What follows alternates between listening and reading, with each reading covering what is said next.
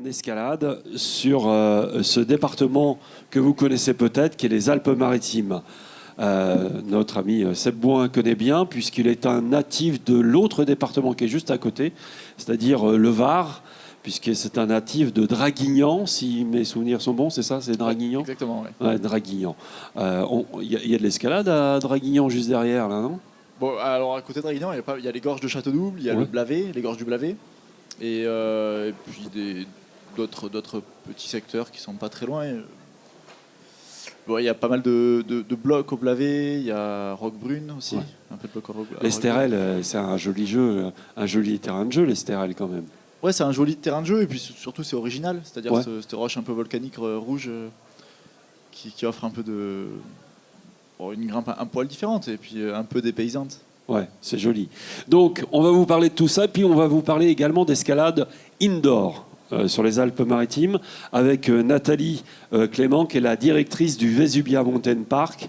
C'est peut-être un nom qui vous dit quelque chose. On en a beaucoup parlé. C'est un centre d'escalade et de canyoning indoor, et on va en reparler, c'est promis. Bon, alors, d'abord, Cap au Sud, on l'a dit, Cap au Sud. D'abord, la Côte d'Azur, c'est aussi et surtout de la montagne. Parce que souvent, quand on dit Côte d'Azur, aux gens, on imagine la plage, les palmiers, les cocotiers, on est bien et tout ça. Sauf que les gens oublient que dans la Côte d'Azur, c'est un département à l'origine, ce sont les Alpes-Maritimes. On a un peu élargi avec le temps, ça va maintenant de Gênes à Saint-Tropez. Donc ça déborde un petit peu. Mais la Côte d'Azur, c'est avant tout les Alpes-Maritimes. Et dans Alpes-Maritimes, il y a le mot Alpes. Et ça, il ne faut pas l'oublier, parce que les Alpes-Maritimes, c'est 80% d'Alpes et 20% de maritimes. C'est une toute petite bande littorale qui fait le maritime dans les Alpes-Maritimes. 5 km de large, c'est tout, de Menton à Cannes-Mandelieu. Le reste, c'est que de la montagne, de 0 à 3183. Le Gélas, 187, 83, qui dit mieux? Le Gélas, combien? 43, voilà. J'avais 40 mètres de trop. Donc voilà, c'est de la montagne avant tout, les Alpes-Maritimes. Et c'est une terre d'escalade. On va le vérifier tout à l'heure avec justement nos intervenants. Donc voilà ce qu'on va faire un petit peu. Nous sommes ici, voilà. C'est ça qui nous intéresse. C'est ce département-là, cet après-midi. Avec de tout, puisque dans les Alpes-Maritimes, on grappe de tout. Je pense que Seb Bouin pourrait en témoigner. Il y a de tout. Moi, du facile au dur, des grandes voies au bloc. Ouais. De tout, on est d'accord. Alors justement, avec nos intervenants, donc Seb Bouin, normalement Fred Labreveux était des nôtres, mais il a eu un petit problème de santé, il ne sera pas avec nous, m'a-t-on dit. Mais bon, c'est pas grave. Seb va nous parler de ses projets tout à l'heure en fin d'intervention, parce qu'il a de beaux projets à venir bientôt, et ça, faut qu'il nous en parle. Et puis, bien sûr, à tout moment, il peut intervenir sur ce que vont dire nos intervenants. D'abord, quelques chiffres sur l'escalade dans le 06. Il y a des clubs, il y a des licenciés, il y a des sites, des structures et des grimpeurs. Il y a beaucoup de structures, il y a beaucoup de possibilités, on va le voir avec nos témoins. Donc quand vous venez dans les Alpes-Maritimes, n'hésitez pas non plus à vous référer aux clubs, aux fédérations, parce qu'elles sont toutes représentées. Elles ont toutes quelque chose à vous donner, à vous offrir en termes d'escalade, d'hébergement, parce que ça se prépare, évidemment, une sortie. Donc n'hésitez pas. Vous le voyez, 45 clubs, pas mal de licenciés quand même, 80 sites naturels, 70 structures artificielles. Pour vous dire, vous avez de quoi vous éclater si vous venez en vacances chez nous, par exemple, en famille, pourquoi pas. Alors justement, Jean-Luc Béliard n'est pas avec nous, donc on va passer tout de suite parce que je ne vois pas Jean-Luc, mais on va passer tout de suite à Philippe Zerafa, qui est le vice-président de l'US Cagnes, et surtout, il est très impliqué dans tout ce qui est escalade dans notre département. Philippe, vous êtes avec nous? Ah, on ne vous entend pas. Encore, plus fort. Poussez de la voix. Oui, bonjour. Ah, cool. Cool. Donc Philippe Zerafa, qui est un grand pro de l'escalade chez nous dans les Alpes-Maritimes, et il est d'ailleurs en ce moment sur un autre événement qui est à Saint-Paul-de-Vence, c'est ça? C'est exact, un gros événement un peu le pendant de ce que vous avez fait, c'est un festival de la montagne. Il y a beaucoup de monde, il y a plusieurs activités d'escalade, de tyrolienne. Un peu, là, il y a une démonstration des pompiers, du grimpe, donc voilà, très bien. Donc Philippe, en tant que ex-président du club de l'USCAgne, qui est l'un des plus gros clubs d'escalade des Alpes-Maritimes, comment on peut qualifier la grimpe dans les Alpes-Maritimes, sur la Côte d'Azur? La grimpe dans les Alpes-Maritimes, c'est, comme vous le disiez tout à l'heure, c'est l'attractivité du Mercantour, de la montagne partout, des sites d'escalade réellement en périphérie des villes. Cannes-sur-Mer, on est réellement une ville côtière et pourtant on a des sites d'escalade à disposition à moins de 15 minutes de voiture. C'est-à-dire donc lesquels? on a le Baou, on a les gorges du Loup. Avec une demi-heure de voiture, on peut aller à la Turbie, on peut aller dans le Var à 1 heure de voiture, aller visiter nos collègues dans le Var au Blavet. Et puis on peut aller à Finale Ligure à 1 heure et demie de voiture ou aller du côté de Marseille aussi avec 2 heures de voiture. Voilà. Ça, c'est côté littoral, on peut s'enfoncer un peu plus dans la montagne aussi. Absolument. Je vous disais, le Mercantour est juste derrière, donc ça va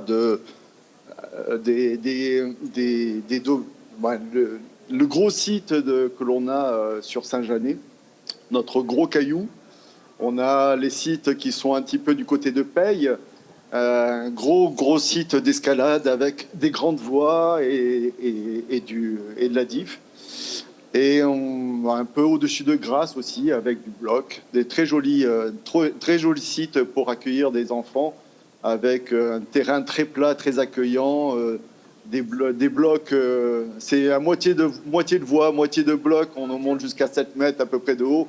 C'est pas très élevé, mais c'est très joli et très accueillant. Alors, c'est ce qu'on disait tout à l'heure en introduction avec Seb Boin. Il y a de tout dans les Alpes-Maritimes. Ça veut dire qu'il y a aussi bien des voies de débutants que des voies de spécialistes. Ah, vous enlevez vos oreilles, vous m'entendez toujours? Oui, je vous entends. Il y a des voies qui sont très dures, c'est sûr. On a plusieurs jeunes dans le club qui grimpent dans le 8 et même dans le 9 cette année. Donc on a des jeunes qui grimpent dans les gorges du Loup sur des voies très dures, mais c'est pas notre majorité sur les 300 adhérents que l'on a. On compte sur une poignée de main les gens qui sont capables d'aller faire ce genre de voie. Alors justement, les gorges du Loup, Seb Boin les connaît bien parce que je crois que Seb grimpe assez souvent là-bas. D'abord, c'est un environnement un peu spécial, les gorges du Loup. Alors oui, Non, j'interrogeais Seb Boin qui grimpe de temps en temps aussi dans les gorges du Loup pour s'entraîner. Et alors, on parlait de l'environnement des gorges du Loup. Seb, c'est vrai que c'est particulier.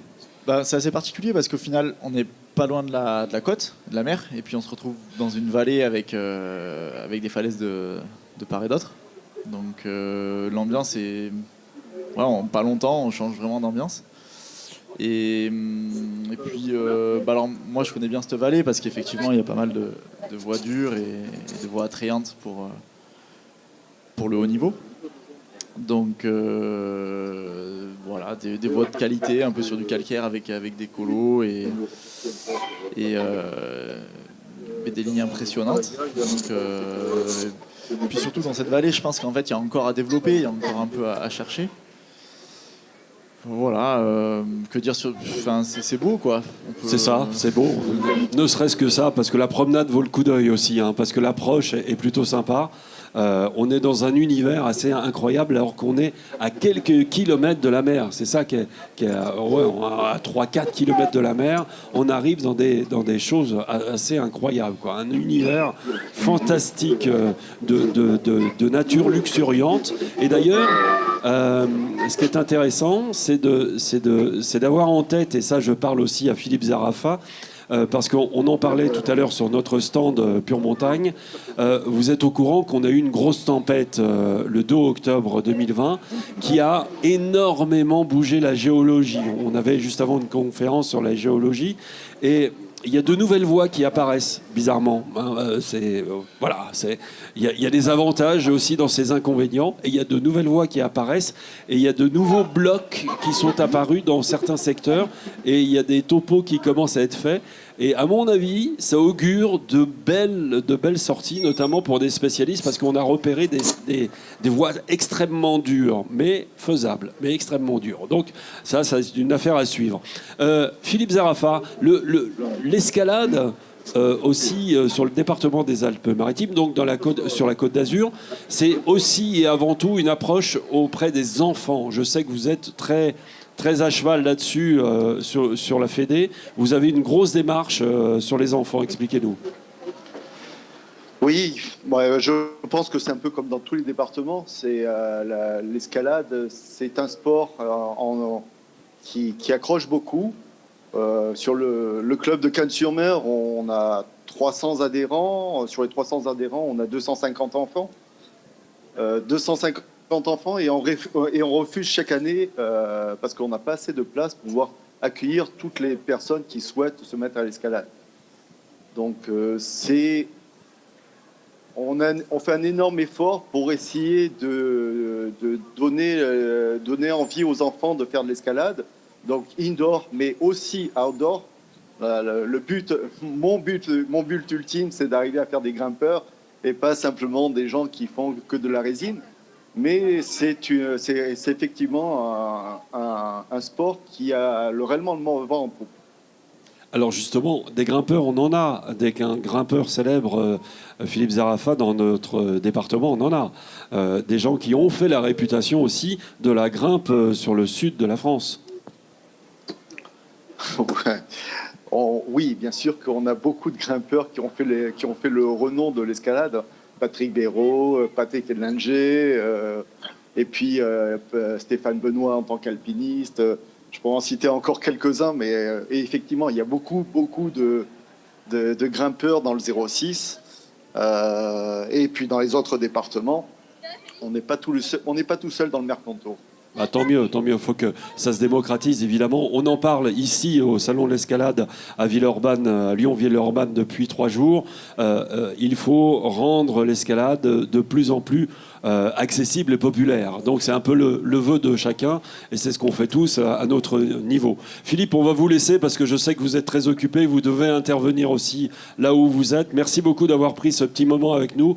C'était important d'entendre un président de club, enfin maintenant vice-président parce que vous avez cédé la main, mais un vice-président de club qui comme ça œuvre beaucoup auprès des scolaires, auprès des enfants pour le renouveau de l'escalade, notamment sur votre département, mais pas seulement, parce que je sais que vous êtes très impliqué au niveau national également. Merci Philippe.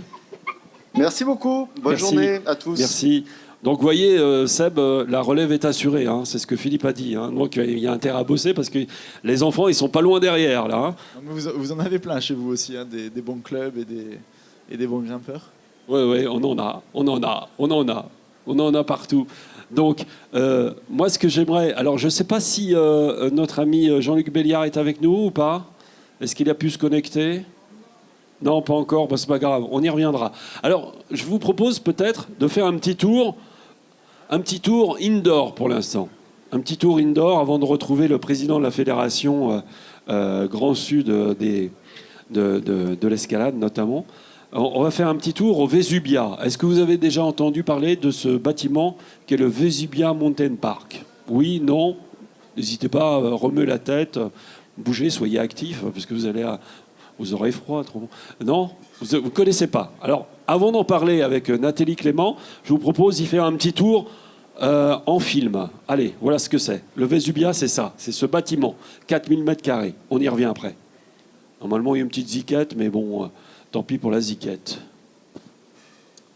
C'est un bâtiment qui se trouve à Saint-Martin-Vésubie, dans la fameuse vallée qui a été ravagée par la tempête Alex. on a réparé le bâtiment. On va en parler avec Nathalie. Vous connaissez le bâtiment, Seb? Moi, j'y suis jamais allé. J'y suis jamais passé. Ah, bah, il va falloir. Il va falloir. Il va falloir. Parce que c'est un bâtiment unique en Europe, en fait. C'est 4000 mètres carrés dédiés à la montagne, dédiés à l'escalade, dédiés à votre passion. Alors que ça soit du ludique et aussi du sportif. Alors, Nathalie, pour nous en parler, Nathalie Clément. Ah, elle n'a pas de micro. Ben, je vais lui passer le mien. Merci beaucoup. Hop. On est attaché. On va y arriver. On fait ça bonne franquette entre nous. Hein. Allez, hop. Ouais, c'est bon, ça passe. Ça passe? Oui, c'est bon. Super. Bien. Nathalie Clément est la directrice de cette structure qui s'appelle le Vesubia Mountain Park. Et c'est une directrice de l'UCPA, évidemment. Vous connaissez tous l'UCPA. Et notamment son implication auprès aussi de l'apprentissage, notamment dédié aux enfants. Donc effectivement, l'UCPA, beaucoup le connaissent en UCPA vacances, donc tout ce qui est colo, séjour sportif. Et l'UCPA a une branche aussi sur la gestion d'équipements sportifs.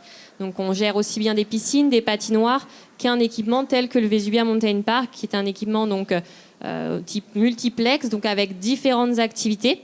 Donc, comme vous avez pu le voir, on va avoir de l'escalade traditionnelle avec une SAE corde et une SAE bloc.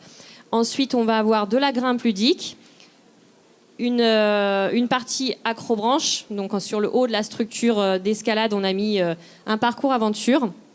Ensuite, on va avoir la partie aquatique. Donc, on a une piscine avec un espace balnéo, donc sauna, hammam, et une salle de sport. Et ensuite, quelque chose qui est unique en Europe, c'est notre canyoning indoor.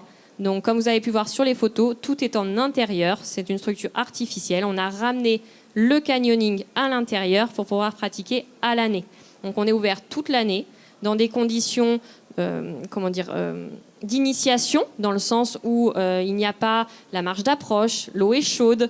On va avoir moins de contraintes. Donc, si quelqu'un ne veut pas sauter, il n'est pas obligé de sauter à cette hauteur-là. Donc, ça va permettre vraiment de faire découvrir ce sport qui est le canyoning et ensuite de pouvoir dire aux gens, maintenant, vous pouvez aller à l'extérieur avec un guide parce qu'on a plein de canyons sur la vallée de la Vésubie.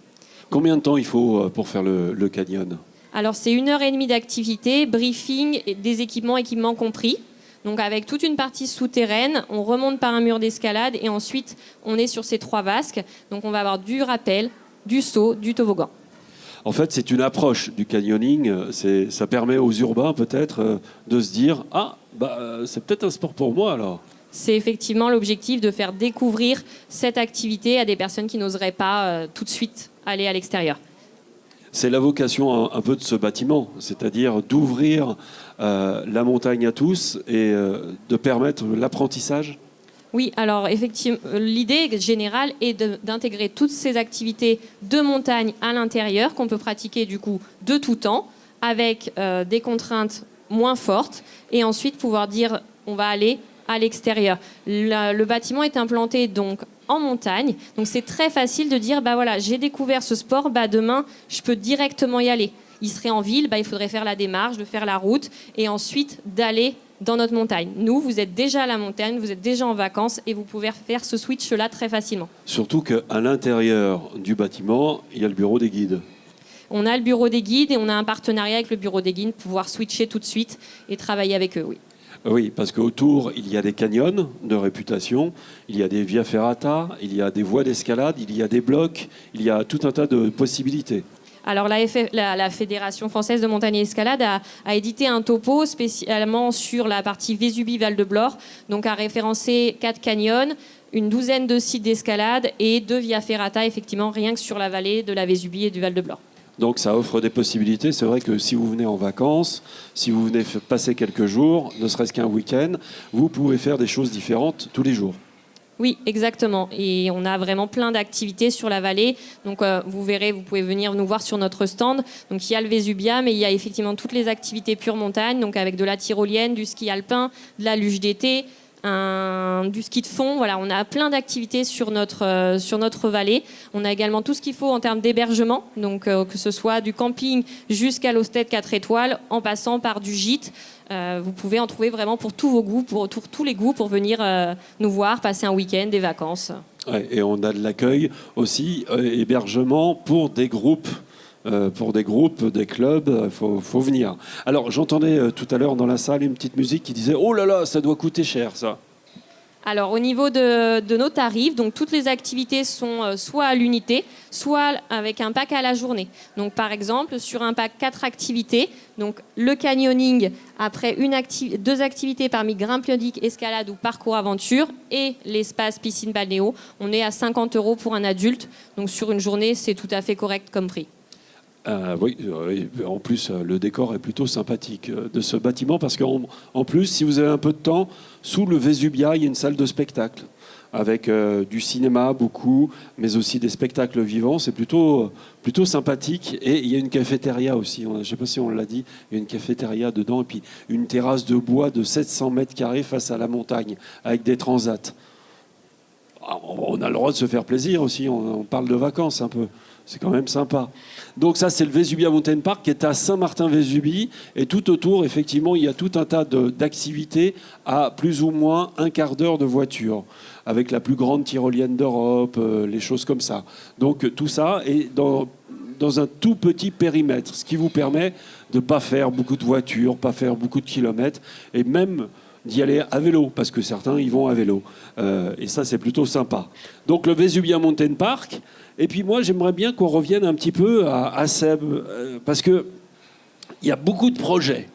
Beaucoup de projets. J'ai entendu beaucoup de choses, moi. J'ai besoin de savoir si c'est vrai. Alors, qu'est-ce qui se passe en ce moment ? Vous bossez sur quoi, Seb, en ce moment ? Bon, alors, actuellement, j'ai 2 gros projets qui sont pas très très loin de chez vous. Un premier qui se situe dans les gorges du Verdon, rive gauche, donc dans le département du Var, mais à quelques dizaines de kilomètres de votre département. Oui, parce qu'en fait, pas très loin de ça, en fait, il y a un point un peu central où il y a le département du 06, le département du Var et le département du 04. Tout se mêle un peu à cet endroit-là. Et donc, c'est un gros projet que j'essaye depuis 2 ans et j'ai équipé cette voie il y a 3 ans. Voilà, ça s'appelle DNA.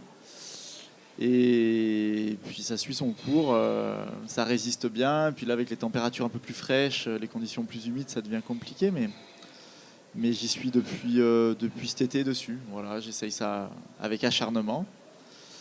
Et j'espère que ça va marcher à un moment donné. On verra. De toute façon, il faut être patient dans ce genre de choses. Et en parallèle, j'essaye un autre projet à Seus. Donc ça, c'est un peu plus loin de chez vous. C'est sur une montagne à côté de Gap. Donc pareil, une voie par contre, qui a déjà été réalisée cette fois-ci par 3 grimpeurs.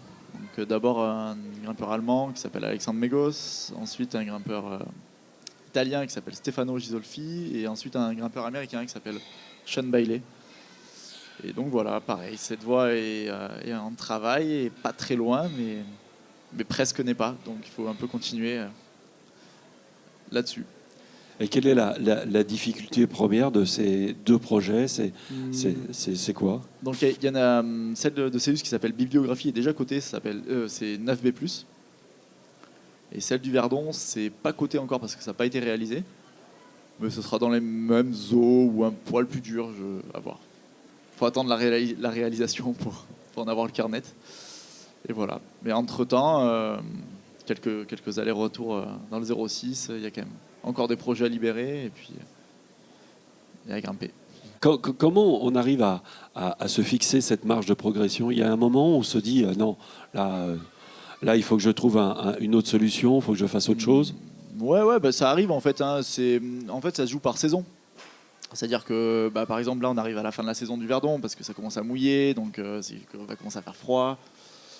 Et donc généralement si on n'a pas fait les projets, les objectifs avant la fin de la saison, ça reporte à la saison d'après, mais ça permet de faire autre chose, de se réentraîner, d'essayer de revenir plus fort, un peu plus cadré peut-être, et de retenter sa chance l'année d'après. Et puis si on n'a pas envie, on passe à autre chose. Mais je pense que de toute façon, le plus important, c'est de garder la motivation, d'essayer, et de pas faire un burn-out. Ça, c'est compliqué quand ça se passe. Une autre question dans l'Assemblée publique? N'hésitez pas, hein.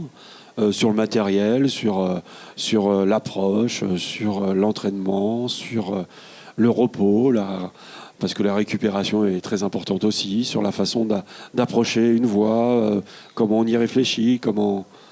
Non? Alors, oui, question. Du coup, pareil, sur l'entraînement, etc., ça se passe comment? Et quand tu fais une séance pour travailler, par exemple, du biographiste, ça se passe comment? Tu fais des voix plus faciles à côté pour commencer à s'échauffer, ou c'est directement, tu pars directement dans ton projet après avoir fait de la poutre, des trucs comme ça? Alors, moi, personnellement, ouais, j'ai besoin de beaucoup m'échauffer. J'ai un métabolisme assez lent à mettre en route. Du coup, j'ai besoin de faire un peu de poutre, de faire des voix, mettre un premier essai. Généralement, le deuxième essai, il est meilleur. Bon, après, il y a différents profils de grimpeurs, hein. Il y a ceux qui arrivent à s'échauffer très très rapidement et qui ont un profil un peu plutôt explosif. Je crois que notre ami Jean-Luc Béliard, qu'on essayait de joindre tout à l'heure, nous a rejoint. Jean-Luc, vous m'entendez? Oui, je vous entends.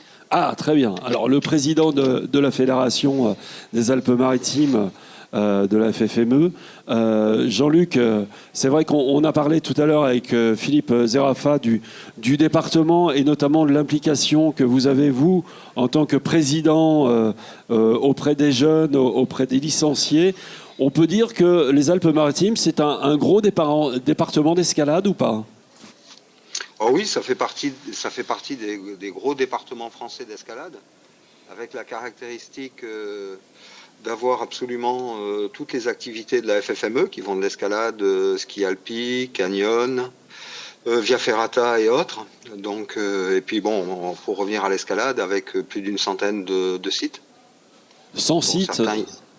Oui, dont certains historiques. Ça va des Gorges du Loup aux sites modernes, Jurassic Park, Mesa-Verde, Castillon, des sites de haut niveau. Et puis les sites historiques, Saint-Janet, La Loubière, La Tête de Chien.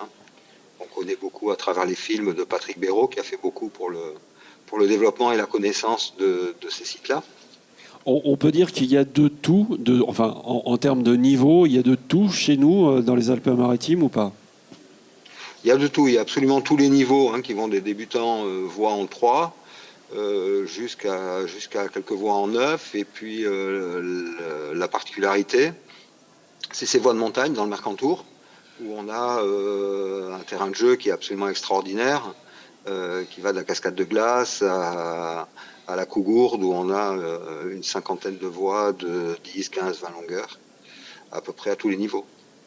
Alors, il y a eu la tempête Alex, on en parlait tout à l'heure. La géologie a beaucoup bougé et on a vu émerger quelques nouvelles voies. Certaines ont disparu. Dans quel état est la montagne suite à cette tempête? C'est quelque chose vraiment inimaginable pour nous, hein, d'exceptionnel, puisqu'on a carrément une modification géomorphologique, notamment sur 3 vallées essentiellement. C'est la vallée de la Vésubie, la vallée de la Tinée et la vallée de la Roya. Alors ce qu'on a mesuré très vite, nous, c'est les canyons. On est parti très vite dans les canyons pour voir les dégâts. On a des canyons historiques comme la Maguilla qui ne ressemblent plus du tout à ce qu'ils étaient avant la tempête. C'est-à-dire en gros, une tempête et des crues, c'est un transport d'éléments solides. Et on avait la caractéristique d'avoir des canyons où on nageait beaucoup, par exemple, qui sont aujourd'hui remplis de pierres sur 10, 15, 20 mètres de hauteur. Pour vous donner une idée, la dernière crue, un petit peu moins forte, remonterait à plus de 600 ans, d'après les géologues, et avec un bouleversement total. Au niveau escalade, c'est un peu moins vrai. Les accès sont difficiles, les accès dans le Mercantour, les accès dans la vallée de la Roya sont beaucoup plus difficiles, mais dans l'ensemble, les falaises et les sites ont été assez peu impactés. Donc vous êtes en train de nous dire que ça va se mériter encore plus, c'est ça? C'est un peu ça, oui. Dans l'approche. Ça se mérite dans l'approche. On a certains coins, comme la Vésubie, hein, où il faut marcher une demi-heure, 1 heure de plus. Là, on va le voir très très vite, puisque c'est les mêmes terrains de jeu avec le ski alpi, ski alpinisme, où tous les accès Mercantour sont pas toujours, mais assez souvent beaucoup plus longs. Alors, il y a aussi de belles épreuves par chez nous. Parlez-nous un petit peu des épreuves que vous organisez. Alors on a justement ce que je vous disais, cette caractéristique d'avoir à la fois l'alpinisme, le ski alpinisme. Donc là où on a une compétition nationale, cette année on aura une manche de Coupe de France, kilomètre vertical, sur Oron. On a le challenge Patrick Béraud. Le challenge Patrick Béraud, c'est des compétitions en salle qui ont lieu tous les hivers. Cette année, il y aura 3 ou 4 manches. Et puis il y a une particularité cette année, c'est le festival outdoor qui j'espère aura lieu. Oui, J'espère, parce que quand même 2 fois reporté. C'est un travail de longue haleine. À chaque fois, c'est beaucoup de préparation. Et donc là, il y a le village central avec un mur d'escalade qui présentera l'escalade au niveau compétition, format jeux olympique, c'est-à-dire bloc, course de vitesse et diff. Donc là, on aura quelques champions départementaux encadrés par Cédric Lopiccolo, c'est-à-dire Jules Marchalan, le Cerf, voilà, les jeunes qui boostent un peu là, qui nous présenteront ça. Et puis en dehors de ça, on va organiser une manifestation qui aura lieu pour la première fois dans les Alpes-Maritimes qui s'appelle le Ludicanyon. Donc ça sera au Vesubia Mountain Park. On va avoir une activité de canyon. Et pour développer ou faire connaître l'activité, on aura un positionnement de tous les guides et les BE qui, sur inscription, pourront faire découvrir les canyons des Alpes-Maritimes aux participants. D'accord, donc beaucoup de choses, bien sûr, à découvrir. Tout est sur le site de la Fédération des Alpes-Maritimes ?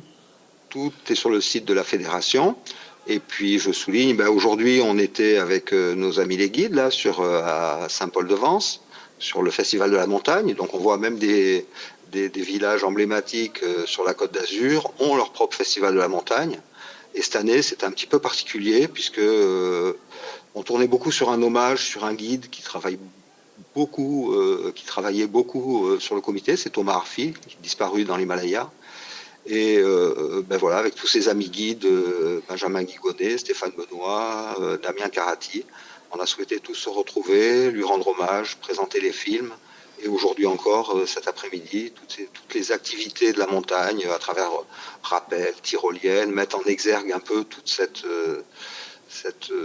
esprit, cette famille montagne qui existe dans le département.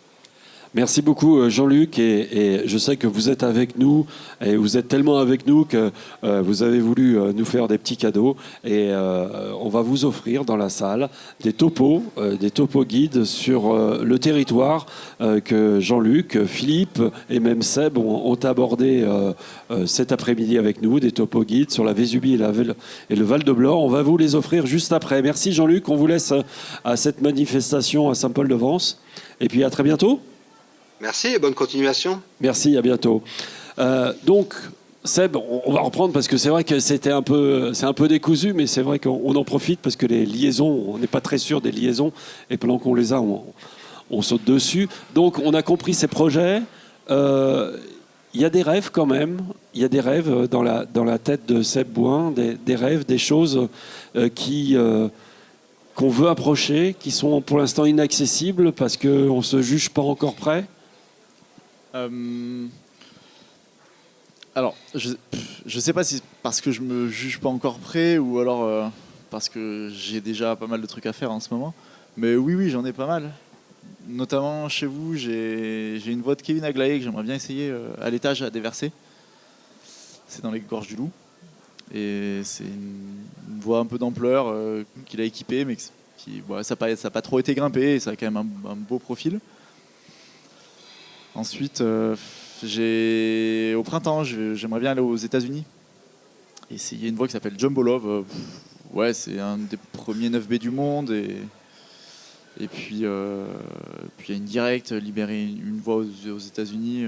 Essayer de faire, peut-être la voix la plus dure des US, je sais pas, on verra.